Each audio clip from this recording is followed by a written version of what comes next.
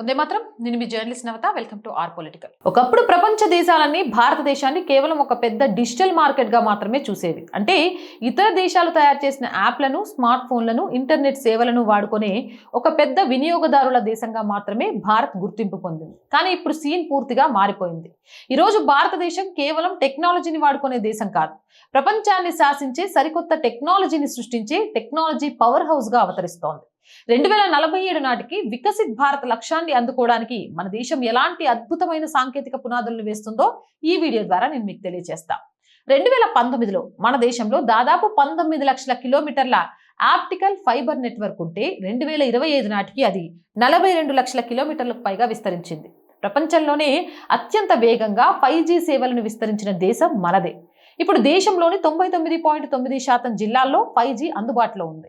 2014లో మన దేశంలో కేవలం 25 కోట్ల ఇంటర్నెట్ కనెక్షన్లు మాత్రమే ఉండేవి. కానీ నేడు ఆ సంఖ్య 102 కోట్లకు పైగా దాటిపోయింది. 2014లో 1 GB మొబైల్ డేటా సుమారు 269 రూపాయలు ఉండేది.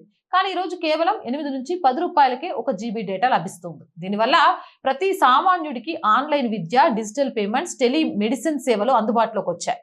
సూపర్ కంప్యూటింగ్ రంగంలో దూకుడుగా ఉంది. శాస్త్ర సాంకేతిక రంగాలలో, వాతావరణ పరిశోధనల్లో సూపర్ కంప్యూటర్లు పాత్ర చాలా కీలకం. ఇందుకోసం 2015లో భారత ప్రభుత్వం 4500 కోట్లతో నేషనల్ సూపర్ కంప్యూటింగ్ మిషన్ ప్రారంభించింది. దీని కింద దేశంలోని ప్రముఖ సంస్థలలో 38 సూపర్ కంప్యూటర్లను ఏర్పాటు చేశారు. ఇందులో అత్యంత గర్వించదగ్గ విషయం ఏంటంటే భారత్ సొంత హార్డ్వేర్, సాఫ్ట్వేర్తో పూర్తి స్వదేశీ సాంకేతికతతో పరంరుద్ర సిరీస్ సూపర్ కంప్యూటర్లను తయారు చేసి సాంకేతిక స్వయం సమృద్ధిని చాటుకుంది. కరోనా సమయంలో ప్రపంచవ్యాప్తంగా సెమీకండక్టర్ చిప్స్ కొరత ఏర్పడినప్పుడు సొంతంగా చిప్స్ తయారు చేసుకోవడం ఎంత ముఖ్యమో భారత్కి అర్థమైంది. స్మార్ట్ ఫోన్ల నుంచి కార్లు, రక్షణ పరికరాల వరకు ప్రతి దానికి ఈ చిప్స్ అవసరం. ఇందుకోసం 76,000 కోట్లతో సెమికాన్ ఇండియా ప్రోగ్రామ్ ను ప్రారంభించారు. బడ్జెట్ లో ఇండియా సెమీకండక్టర్ మిషన్ 2.0 కూడా ప్రకటించారు. ప్రస్తుతం దేశంలో సుమారు 1.64 లక్షల కోట్ల విలువైన 12 పెద్ద సెమీకండక్టర్ ప్రాజెక్టులకు ఆమోదం లభించింది. దీనివల్ల రాబోయే రోజుల్లో భారత్ ఇతర దేశాలపై ఆధారపడకుండా సొంతంగా చిప్స్ తయారు చేయబోతోంది. భవిష్యత్తు వైపు అడుగులు. భవిష్యత్తు టెక్నాలజీని మార్చబోయే రంగం క్వాంటమ్ టెక్నాలజీ. సాధారణ కంప్యూటర్ల కంటే కోట్లాది రెట్లు వేగంగా పనిచేసే సామర్థ్యం వీటికి ఉంటుంది. దీనికోసం కేంద్ర ప్రభుత్వం 6,003 కోట్ల బడ్జెట్తో నేషనల్ క్వాంటమ్ మిషన్ ప్రారంభించింది. దేశవ్యాప్తంగా 4 ప్రధాన అకాడమికల్ హబ్లను ఏర్పాటు చేసి 152 మందికి పైగా పరిశోధకులు దీనిపై పనిచేస్తున్నారు.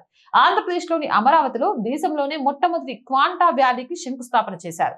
ఇది క్వాంటమ్ పరిశోధనలకు మరియు స్టార్టప్లకు ఒక పెద్ద హబ్గా మారబోతోంది. ఇప్పటికే భారత్ 1000 కిలోమీటర్ల మేర సురక్షితమైన క్వాంటమ్ కమ్యూనికేషన్ నెట్వర్క్ ను విజయవంతంగా పరీక్షించి అనుకున్న లక్ష్యం కంటే 6 ఏళ్ల ముందే అద్భుత విజయాన్ని సాధించింది. ప్రస్తుతం ప్రపంచమంతా ఏఐ గురించే మాట్లాడుకుంటుంది. భారత్ కూడా ఇందులో వెనుకబడకుండా ఉండడానికి 10,300 కోట్లకు పైగా బడ్జెట్తో ఇండియా ఏఐ మిషన్ ప్రారంభించింది. ఏఐ మోడల్స్ తయారు చేయడానికి భారీ కంప్యూటింగ్ పవర్ అవసరం. అందుకోసం మన దేశంలో 38,000 కంటే ఎక్కువ జీపీయూలతో ఒక కామన్ కంప్యూటింగ్ ఫెసిలిటీని ఏర్పాటు చేస్తున్నారు. దీనివల్ల మన దేశంలోని చిన్న స్టార్టప్లు, పరిశోధనలు కూడా తక్కువ ఖర్చుతో అద్భుతమైన ఏఐ టూల్స్ ని తయారు చేయొచ్చు. ఒకప్పుడు కేవలం వేరే దేశాల టెక్నాలజీని వాడుకున్న భారతదేశం ఇప్పుడు సూపర్ కంప్యూటర్లు, సెమీకండక్టర్లు, క్వాంటమ్ టెక్నాలజీ, ఏఐ రంగాలలో సరికొత్త ఆవిష్కరణలు చేస్తూ ప్రపంచ దేశాలకు ఆదర్శంగా నిలుస్తున్నారు.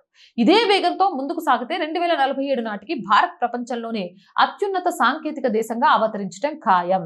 ఏదేమైనా మోదీ లాంటి నాయకుడు, తెలివైన భారతీయులు ఉన్నంతకాలం భారతదేశం ప్రపంచంలోనే నెంబర్ 1. 2047 కల్లా మనం అనుకున్నట్టు ఈ దేశం భారతీయ భావజాలం ఉన్న ఆ భారతీయులతో నిండిపోయి ప్రపంచంలోనే అగ్రగామిగా మారిపోవడం ఖాయం.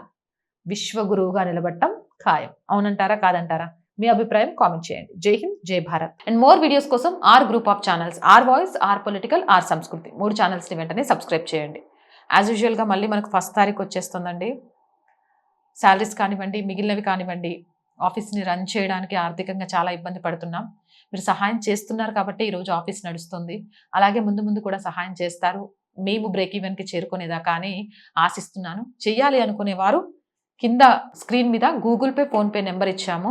మీకు తోచిన సహాయాన్ని చేయండి. లేదా దాంతోపాటు బ్యాంక్ అకౌంట్ డీటెయిల్స్ కూడా ఇచ్చాము. వాటి ద్వారా కూడా మీకు తోచిన సహాయాన్ని అందించవచ్చు. అలాగే వ్యాపార ప్రకటనల కోసం 8328500576 నెంబర్ని సంప్రదించండి. జై హింద్, జై భారత్.